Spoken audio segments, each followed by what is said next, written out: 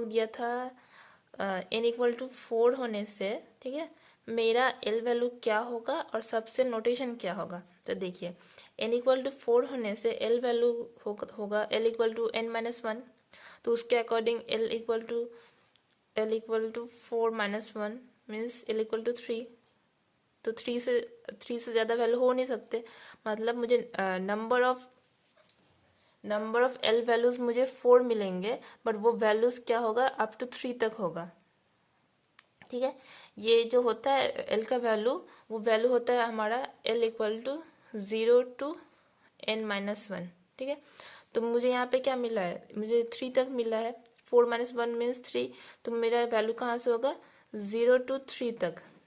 ठीक है, तो 0 1 2 3 और 0 1 2 3 इसके अकॉर्डिंग मेरा l का नोटेशन क्या क्या होता है, वैल्यू ऑफ l के अकॉर्डिंग इसका सब सेल का नोटेशन होता है 0 equal to 0 means s, 1 means p, 2 means d, 3 means f, यही तो था।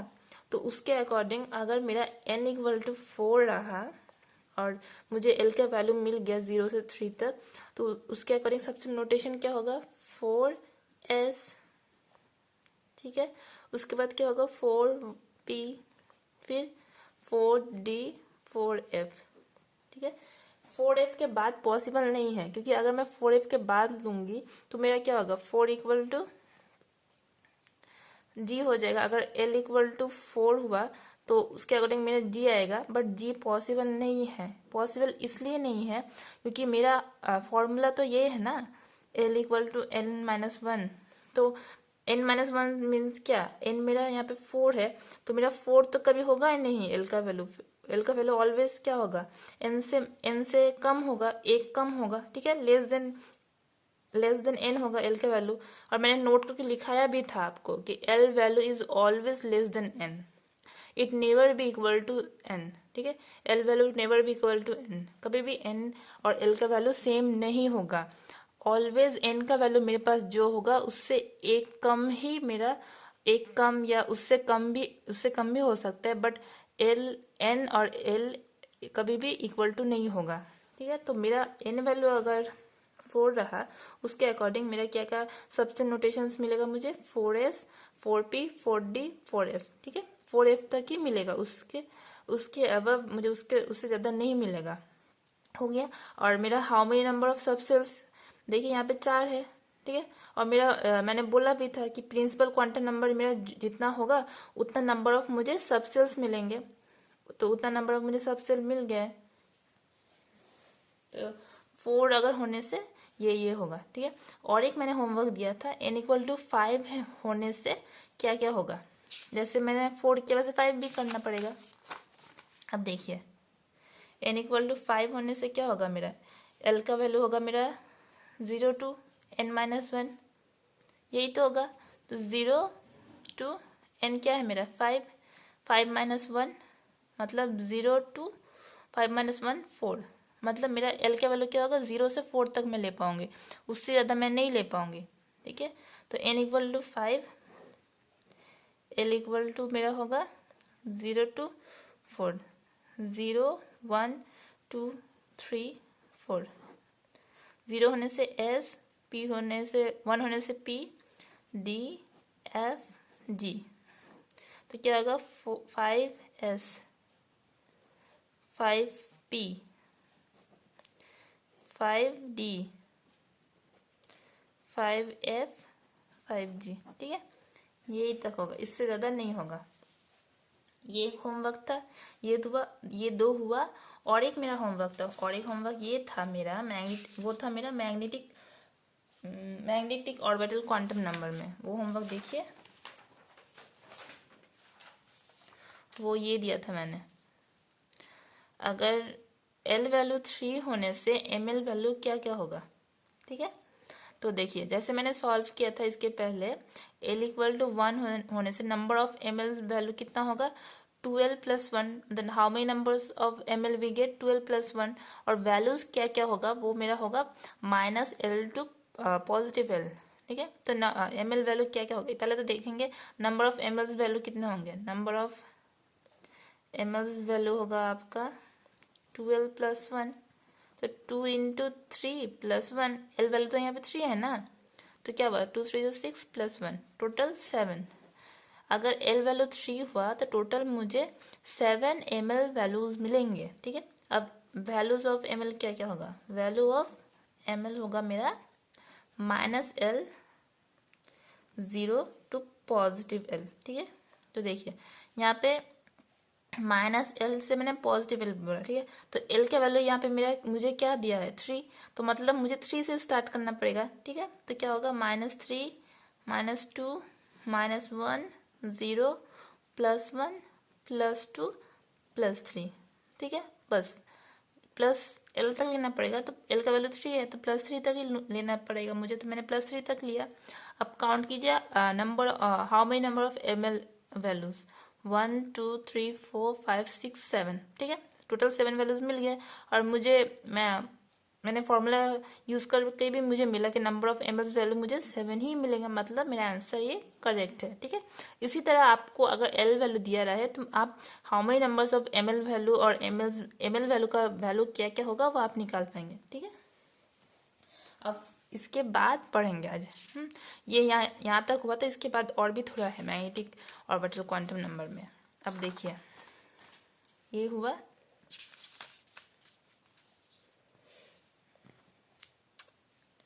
अब एक ना टेबल बनाते हैं। मेरा वैल्यू ऑफ एल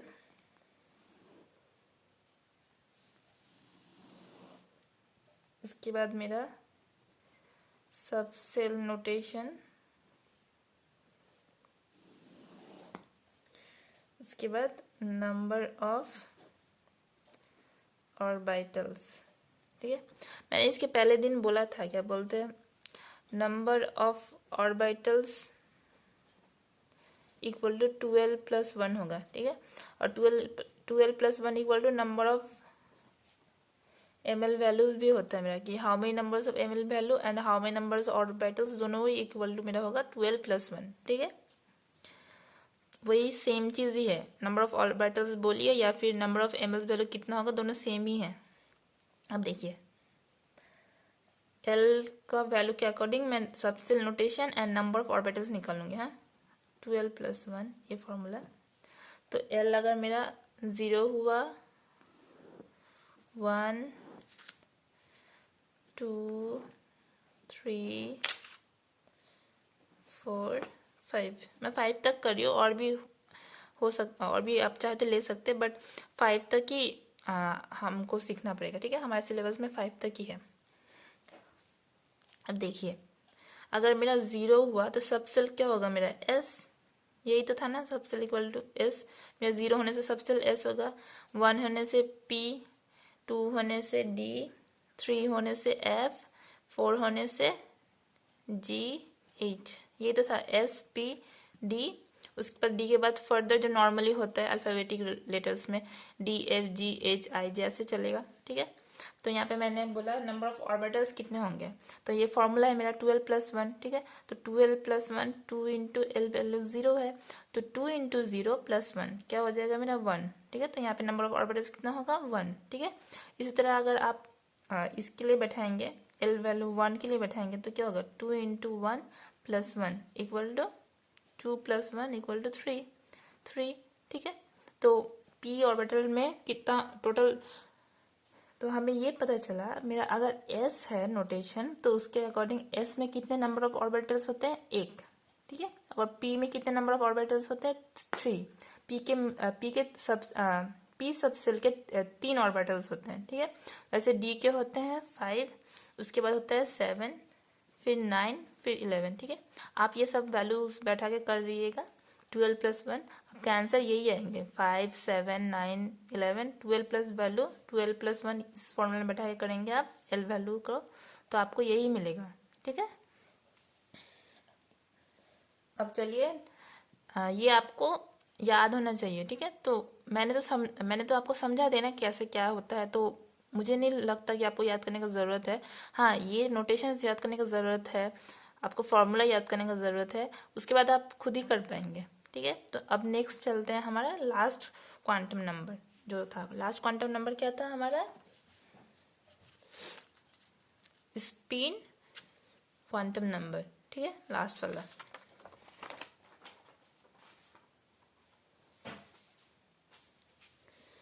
अब fourth one,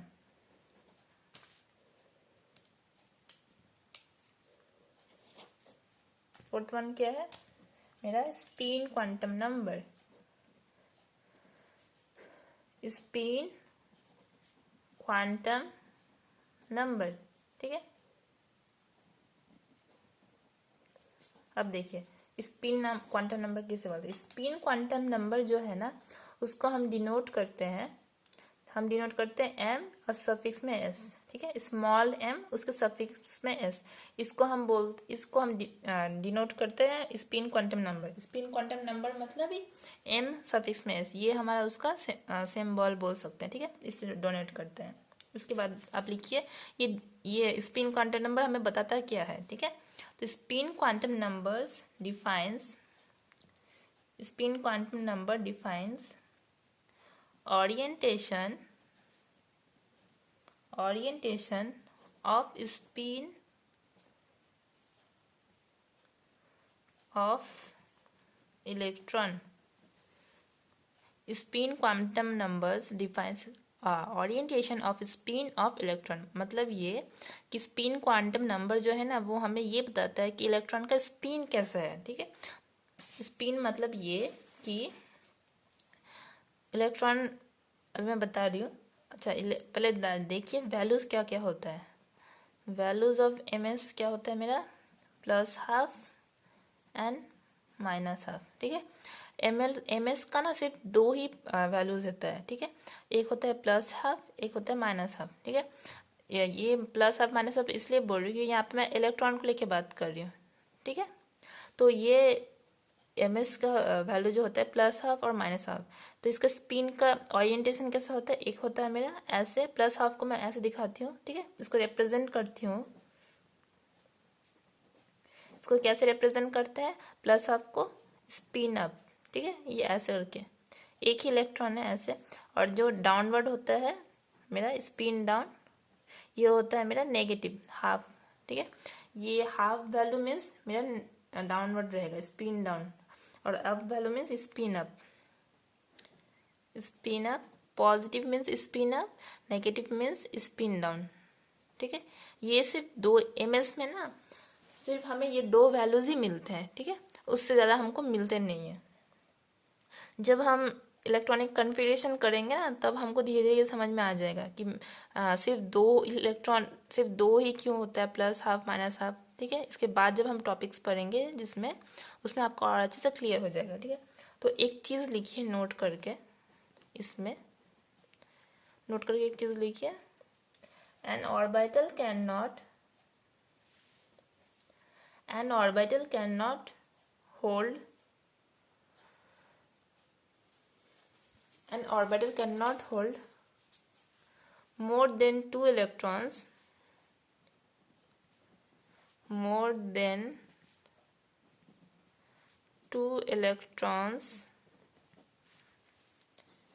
and these two electrons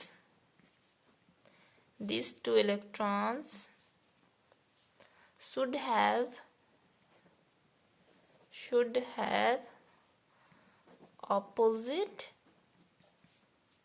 spins, ठीक है। मतलब ये कि अगर मैं कोई भी ऑर्बिटल ले रही हूँ, ठीक है, अब हम पढ़ेंगे वन एस, जैसे ऐसे दिखाते हैं, हाँ, एस ऑर्बिटल ऐसे होता है, पी ऑर्बिटल 3 होता है, तो ऐसे पी, हाँ, तो उसमें क्या होता है एक ऑर्बिटल में सिर्फ 2 ही इलेक्ट्रॉन रह सकते, उससे ज़्यादा नहीं। तो 2 इलेक्ट्रॉन जब भी रहेंगे वो ऑलवेज ऑपोजिट स्पिन में रहेगा। एक अगर स्पिन अप रहा तो एक स्पिन डाउन, ठीक है, एक स्पिन अप तो एक स्पिन डाउन, ऐसे नहीं होगा कि सेम स्पिन में रहेगा, ठीक है, ये सेम स्पिन डाउन में, ऐसे नहीं, एक स्पिन अप तो एक स्पिन डाउन, यही बता रहे, ठीक है। ये नेक्स्ट टॉपिक जब पढ़ेंगे ना उसमें और भी क्लियर हो जाएगा, ठीक है। अभी के लिए आप बस इतना जान के रखिए कि 2 इलेक्ट्रॉन जब भी एक साथ रहते हैं वो ऑलवेज एक दूसरे के ऑपोजिट स्पिन में रहते हैं, ठीक है। अब और एक चीज़ लिखिए, maximum numbers of electrons in सब सेल, एक सब सेल में मैक्सिमम नंबर्स ऑफ कितने इलेक्ट्रॉन्स रह सकते हैं, ठीक है। तो maximum number of electrons in सब सेल इज 2 × 12 + 1, ठीक है। मैक्सिमम कितने इलेक्ट्रॉन रह सकते हैं एक सब सेल में, उसका फॉर्मूला है 2 × 12 + 1, ठीक है। या फिर आप ऐसे भी लिख सकते हैं 4l + 2, ठीक है। ये हमारा एक फॉर्मूला हुआ।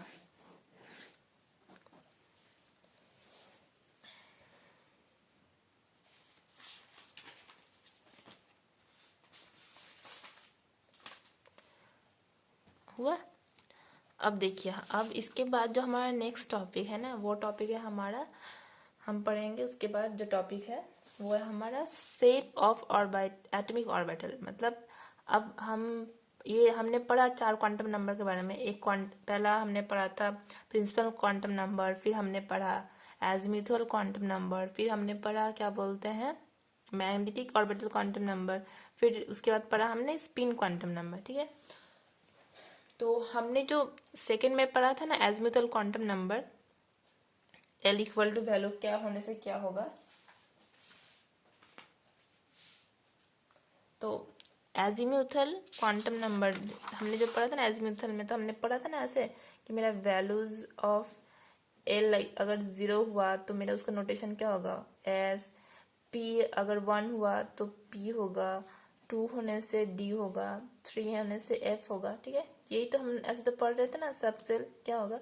तो अब हम जो पढ़ेंगे ना शेप ऑफ एटॉमिक ऑर्बिटल्स, हम यही पढ़ेंगे कि ये जितने भी ऑर्बिटल, ये जो सब सेल्स है ना, इसके शेप्स कैसे होते हैं, ठीक है, हम वो पढ़ेंगे। तो हमारा नेक्स्ट टॉपिक क्या है, शेप ऑफ एटॉमिक ऑर्बिटल, ठीक है।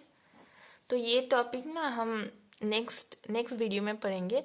उससे पहले इस टॉपिक में ही पढ़ रहा है, उससे पहले हमें ना कुछ 2-3 चीज़ें जानने की ज़रूरत है। पर आज हम वो पढ़ लेंगे और नेक्स्ट टॉपिक में मेन जो शेप ऑफ एटॉमिक ऑर्बिटल्स है वो पढ़ेंगे, ठीक है। तो सबसे पहले एक चीज़ क्या बोलते हैं, जो 2-3 चीज़ें हमें जानना पड़ेगा।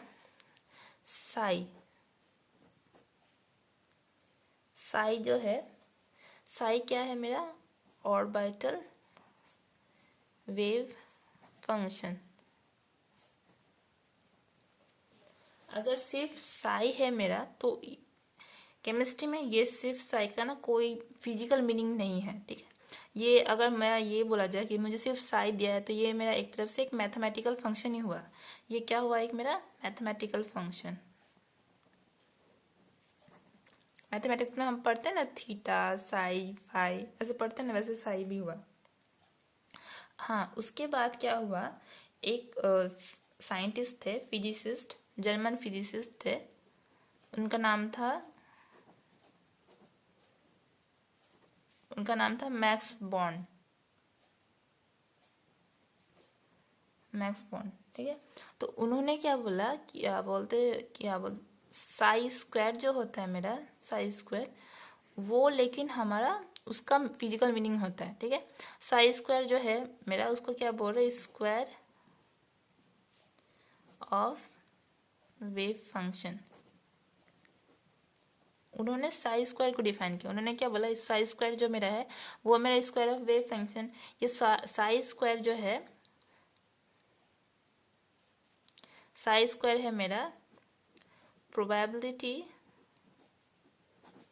Density of electron at a point.